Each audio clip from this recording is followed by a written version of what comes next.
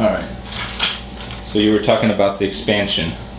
So 1942 is when they put the expansion? No, actually, it started in 50 with the tearing down.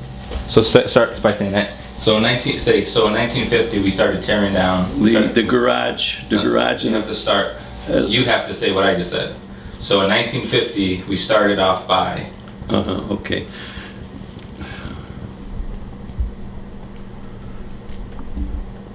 And we're rolling. Okay, in 1950 we started by tearing down the garage in the back of the restaurant, and So in 1950 we started renovation, or we started the expansion of Sparga's. Yeah. By doing that. okay. So in 1950 we started the expansion of Sparga's by tearing down the garages in the back of the building and build a banquet hall or a dining room and a kitchen. And the kitchen was magnanimous. It was all stainless steel and ceramic tile, all the most modern equipment to put in any kind of a kitchen. And by 52, it was pretty ready to be functional. I got drafted and went into the service, but my brother Carl then was active in the business, and he was operating it until I came back out of service in 55. And by that time we had a chef, an Italian chef, who we had a regular menu with veal scallopini and chicken cacciatore and lasagna boutite, and made desserts. And we made our own little cookies farfalle, which was like a butterfly with the powdered sugar and honey on it. And we were, I would say, a first-class Italian restaurant by that time.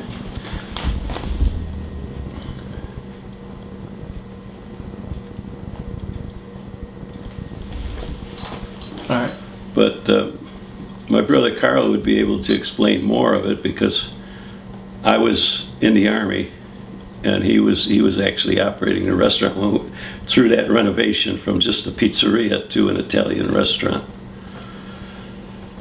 And then from then on, we just kept making things, having a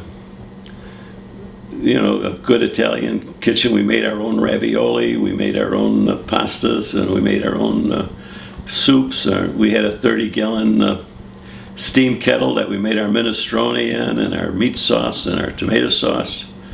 And we had a dough rolling machine. And one of the things my father was very innovative was that in the beginning, when we had just the pizza place, we had Vulcan ovens. They were these square ovens, black, and you take one door down and you could put 4 pizzas in the shelf. And one of our customers was Foles.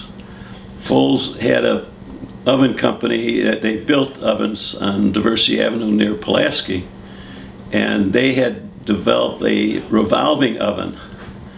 And Foles talked my father into putting his revolving oven in for pizza. And we were the first pizza place that had a revolving oven. And it was 4 shelves, and it was just one door that you opened and you pressed a button and it went around. And that was really innovative for making pizza. And then the dough machine was another innovation. Regular bakeries had dough machines, but not a pizzeria. Pizzeria, you rolled it out by hand. So my pa had bought a dough machine, and we used to make the dough through the machine. So my pa was very innovative in the way he changed things and corrected things. So what was it like? What was it like for you? So growing up, I hear stories of you just got up, you were able to get up and leave, and you went on this trip, and you went on a sailing trip here, you went there. One, how were you able to do that? I had money in my pocket. And two, what was the slack you would catch from your bigger brother, or? He wasn't married, so it was easy for him. Yeah. So describe that difference. So well, the way the restaurant worked, there were the 3 boys and a girl, right?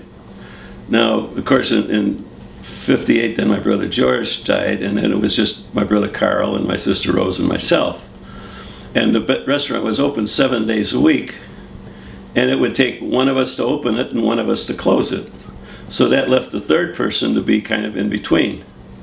And where I would take a month off between the middle of January and the middle of February, and then I could go to Florida and get on a sailboat and do racing and trips and things like that, and then come back.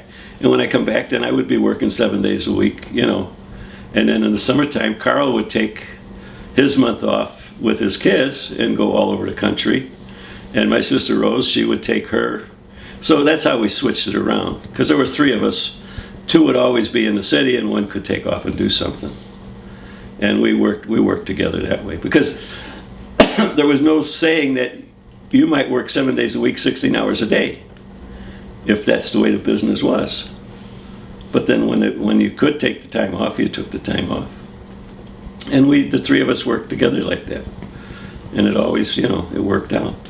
Growing up as the little brother, was there any, did you get picked on? Did you, at the restaurant, were you like always the one that was No, nothing like that. No, we were together. We were a family.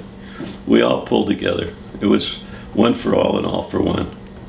There was never a distinction that I'm better than you or you're, you know, nothing like that. We put our 7 days a week, 16 hours a day when it came to it. And of course, being in a business and having the ability financially to support yourself and do whatever you want on the side made it better. I mean, if I had a 5 day a week, 8-hour, you know, job and just $40 in my pocket, I couldn't have done the things that I did. But being in my own business with my brother and sister, I mean, and putting in the extra time, I could travel around the world, and it really worked out. What impact did it have, or did it have any when Grandpa passed away? Well, we all felt. I mean, he was getting older, and the three of us were operating the restaurant more or less. He was there as a figurehead, but not active, you know. He wouldn't be active in the bar or active in the dining room or anything. So as he got older, he stayed at home more, and it was sad when he did pass away. But we kept the business going, and we were operating. When did Grandpa pass away? That was in, what, 62? 62, I think, yeah. Yeah. And then, so talk a little bit about George. My brother George? Growing up, what kind of guy he was? Well, he was an adventurous kind of guy. And in World War II... Start by saying my brother George. Well, my brother George was an adventurous kind of guy. And in World War II, just at the end of World War II, he went to cadet training with the Air Force. He was going to become a pilot, an Army pilot. And the war was over, and they canceled his program, and he came back to Chicago. And when he did that, he bought a surplus Army, I think it was a BT-13. It was an Army trainer, two-seater. It looks like one of those torpedo planes, you know. And he had it at an airport, I think it was Kankakee or one of the suburbs airports. And he'd take me up flying in that thing, and that was, you know, I was maybe, what, 8 years old, 9 years old. And he'd go up in the air and do barrel rolls and flips and everything else. It was really terrific.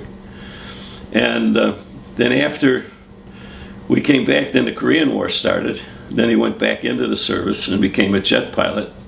And then my brother Carl went into service. And when we came out of service in '55, we all were back together again. George wanted to have an airline. It was a helicopter company. He wanted to fly helicopters from O'Hare Airport downtown. And there was some kind of political competition in there. And they knocked him out of the box for doing that kind of business. So he bought a Cessna twin engine and flew it down to Peru, and he wanted a Peru airline. He was flying from Lima, Peru to the end. He formed his company, and he was flying from Lima, Peru into the end of the Amazon, and bringing people out, as a charter business. But the people, the Peruvian government, when it was bad weather, he had to do his flights because he had to be on schedule. But when it was good weather, they would take their big 2-engine cargo planes and go down and charge less. So they would take all his business away when it was good flying, and he had to fly when it was bad weather because he had to keep his license. And then he said, to hell with that, and he came back to Chicago. But he was an adventurous sort of guy, and he wanted to keep flying, so he joined the Air National Guard, and he was flying jets out of O'Hare with the Air National Guard, and on just a simple training mission. He brought somebody to Washington, and he was flying back from Washington, and his plane conked out, and he bailed out of the airplane, and he thought he had plenty of altitude, but he was on top of a mountain, and his chute never opened, and he crashed and died. And that was in August of '58. He was 32 years old. That really knocked us. That was hard to take. My brother Carl and I, we went to the general at the National Guard because they were searching for him. They couldn't find him. They couldn't find the plane. They couldn't find the body. And they were going to call off the search after so many days. They only searched so much. So we talked the general into taking his plane and flying to Washington. And they flew us there, and because we were doing that, they extended the search, and then they found the wreckage on the top of the mountain, and then they told us what happened, and we flew back. But it was kind of hard to take. That was a rough one. Any conspiracy theories? What's that? Any conspiracy theories? Well, there is. I won't even talk about that. I won't even. There's nothing substantial, anything, no sense even talking about it. And what about you flying planes? Well, I was learning how to fly, and I had gone through pre-flight, and I had already done my basic training with a co-pilot, and I was ready for my triangular course as an individual pilot, and then I would get my license. And then my brother George crashed, and then my ma, she was crying, and she told me, Gabriel, don't fly. So I gave up flying. Now I wish I would have just done it anyhow and got my license, but I didn't do it. And what kind of guy was George outside of adventurous? Was he? Oh, he was a skater, a figure skater, in a competition for music, dancing on ice with a partner, He was a hell of a skater and a athlete in that regard. Do you know much about his military record as far as him being a jet? Well, yeah, in Korea he shot down 3 MiGs. We got pictures of his shooting down the planes. He brought them back. And how many wars did he fight in? What? What wars did he fight in? Just Korea. Just Korea? Yeah, he was training in the Second World War, but then they closed the school down when the war was over. And then when Korea started, he went back in. Can you say that all again? Start by saying he was training during the war. He was a cadet in training to be a pilot, a fighter pilot, in the Second World War, and it ended while he was still in school. So then, when the Korean War broke out, he rejoined and went to flight school and became a jet pilot. And then he went to Korea and flew. Who was it? Major Jabra, the jet ace. He was his wingman, and he was into all the scrapes up there in the air with the planes. And what did he do? And I think he had 3 planes. He shot down 3 MiGs. He shot down 2 damaged ones. Yeah, that was it. Yeah. Say that. We got the movies. He shot down 2 and damaged 1. Like the family, so in the 50s and 60s, then Carl started having kids, and you got married in the 70s, and you start talk about how the dynamics of Sparga just started to change. Well, Carl got married in 53. 54. 54. Oh, I was in Korea, yeah. And then when I came back home, then Carl started to have Angela, and then Mary Jean. Angela and Gabe. Huh? And then George. George. No, one girl, boy, girl, boy, girl, Yeah, boy. girl, boy, girl, boy, girl, boy. Yeah. And he ended up with six children, you know, terrific kids and having a lot of fun. And I was still single and living the life of Riley. And then I met my wife and got married in 70 and started having children in 72. And I have a boy, a girl, Nicole, and a son, Michael. They're in their 30s right now. And it's just... So what started happening with the economy and everything else with Spargas to finally say it's time to close the shop? Well, in the 70s, times were bad. The whole economic situation of the country in the 70s was terrible.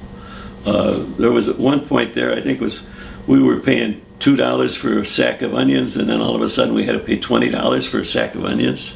We were so bad with getting meat from the butchers, we actually went down to southern Illinois and had them slaughter a steer for us and butcher it and bring it back to Chicago. So we had steaks and hamburgers and chops. Economics were really bad in the 70s, and a lot of restaurants in Chicago closed down. But we survived all that. And then my brother Carl had an accident. I know he was cutting a tree down or something, hit him in the head, and he got knocked out, and he was out of commission for quite a while. And my sister and I were operating it, and the conditions were bad, and business wasn't good as it was, and we decided that it's time to just close the restaurant and go our own ways, which I still feel bad about, but that's the way life was. When was that? That was in 1978. So business was there from 1940 to 1978. But also like her getting into... Well, Rose was a pretty much independent person, and when we were all growing up and the business was going good in the early 50s, she moved to California and was living her own life out there until my brother George had his accident. And then she came back to Chicago, and then she joined with Carl and I in operating the restaurant. And when she did that, we joined a group of restaurateurs. What was it? The restaurant, not the Restaurant Association, the Stewart Caterers, right? Stewart Caterers organization. It was people in the restaurant business who were actually doing the business, not just, figuratively. And she was very active with that group, and she worked her way up to being the president, and she was the first woman president of this Stewart Caterers organization. And what they used to do is they would evaluate Army or military kitchens and give them a class for Class A, Class B, Class C. And as the president, she went on a commission with, I think, 4 other guys to different camps in Japan and in Germany and here in the States, evaluating military kitchens. And in some of these places, they didn't have women, so they gave her the rank of general so that she would outrank everybody else and get a place to stay, And she was kind of elated for doing that, and she was very active with the women's groups and business groups and things like that. She was very capable, very competent, and very exact, more exact than I am, And she enjoyed a good life that way. Did she go on a cross-country trip or something, do you know? Wasn't there something she was going to drive, Route 66 or something like that? I don't know about a trip. She went on that trip with checking the kitchens. Yeah, with the Army. With the Army, but I don't know any other trip. Carl, do you know any other trip? I thought I remember hearing a story about she jumped in a car and drive across the country or something. No, I did that when I was 18. I jumped in a car and went all the way to Seattle and down to San Diego and across to Mississippi, where I blew out the engine. You visited me in Texas? Yeah. Yeah, he was in Texas, and the other brother, George, was in Mississippi. Yeah. Yeah, I was in the Army in Texas, and he came down to visit me. yeah. Yeah, it was 18 years old, traveling all over the country. So at that time, Grandpa was running it. Oh yeah, well he was very active, very lively and very, energetic and, But I don't remember Aunt Rose, she would fly to the islands maybe, Yeah. but I don't know of her taking a trip. Yeah. Like, the what? The price of pizza, like when Sparga's first started, how much pizza was throughout the years, how it. Well, pizza, the product of pizza, the basic thing is dough, tomatoes, and whatever ingredients you put on top of it. So dough is an inexpensive item to make. Generally it's flour and yeast and water. And tomatoes generally are a pretty reasonable price. The ingredients on top is where the expense could come in. The kind of sausage you use, or the kind of cheese, mozzarella cheese, or the Parmesan cheese. So when we started pizza, things were pretty relatively inexpensive. The war was going on, and We were busy. Yeah. Everybody was working. yeah, that's it. And the song that we sang, $1 for sausage, 75 for cheese, $1 and a quarter for anchovies. Anchovies were imported, and that's why they were hard to get. But the sausage and cheese were very inexpensive. And then as progressed with business and the war was over and marketing changed, you kept adding $1 or $1.50. And I think, Carl, we got a menu over there, don't Right we? there's a menu. Yeah, if we get that menu, we can see what the price of pizza was there compared to what it is today. That was in the 70s, I think. Mike, you could see the price. And there maybe it was $3 for a pizza, and now it's $15 for a pizza. And that change is really the ingredients and the cost of labor is what changed the price. But pizza always had a good profit. You always had, you had 25% food cost on pizza. Why do you think pizza picked But the up? overhead kept going up. Yeah, the overhead. Yeah. Why do you think pizza became why did it become so big? Well, see, Hold on, hold on. pizza was Hold on. that. All right, so Well, what made pizza? What do you think? So when the guy was talking to us, he was talking about it was a finger food, Yeah. and it was easy to go to a bar and chop up a pizza and have people. Yeah. That was like the growth of it. So elaborate on that. All right, how could I put it? During the war, people were working in factories and that, and most of our customers came from O'Hare. They were building airplanes out there, and these guys would come to the bar, and they were hungry, and they wanted to drink their beer, but they wanted to have something to eat. And pizza fit that condition so well that you bring the tray to the bar, they had their fingers, they pick it up, they eat it. They didn't need knives, they didn't need forks, they didn't need plates. They had their beer and their pizza, and they just enjoyed it. And as people start to get more familiar with it, then families started to come. And it was an inexpensive way to feed the whole family on cheese and sausage and dough and a pop, It was a very reasonable food, tasty, nourishing, and it just kept growing and growing and growing. Then when the war was over and the GIs came back from the service that were in Italy and that, they had been eating pizza in Italy, and they started to just make it bigger, and more places opened up, and it was a situation where you didn't have to have all that formality like a French dining with the silverware and the napkin and the wine glass, and you just sat down and ate and drank whatever you wanted to drink. It was a very sociable, friendly, tasty, healthy meal. Start. Go ahead. Well, the whole basic thing is Pa wanted to move away from that Sicilian neighborhood that had that connotation of the mafia. He wanted to raise his family as Americans. And in fact, in our house, he didn't even let us talk Italian. He said, we're American, we speak English. And I myself never knew a word of Italian until I went to school and tried to learn a little bit, and I still can't speak Italian. because we were American, and that's what he wanted us to be. And he was proud of it. He went to war for it. He raised a family for it. He opened a business for it. We were an American family. And while we have the Italian connection, and I feel strongly towards my Italian connection and my Sicilian connection, I am American, and I can't speak Italian. So he wanted to get away from that. Elaborate on that. Yeah, well, he really wanted us not to be connected with that influence. That was the 20s when he was Yeah. thinking that was when Al Capone was in Yeah. charge of Chicago. Yeah. See, and he wanted us So to start by saying that. So say you got to remember this was the Al Capone era that he's coming Yeah. here, and he wants to get away from that.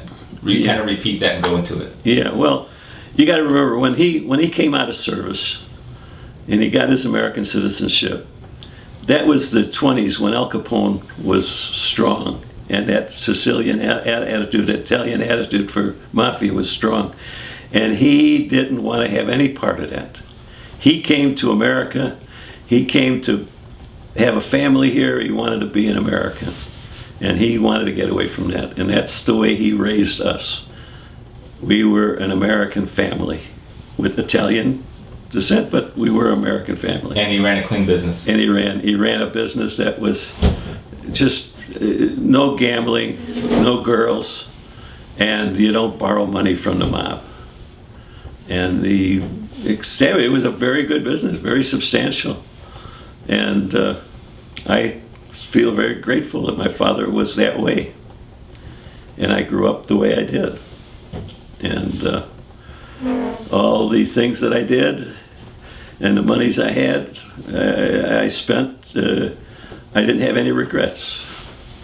And it was a good time.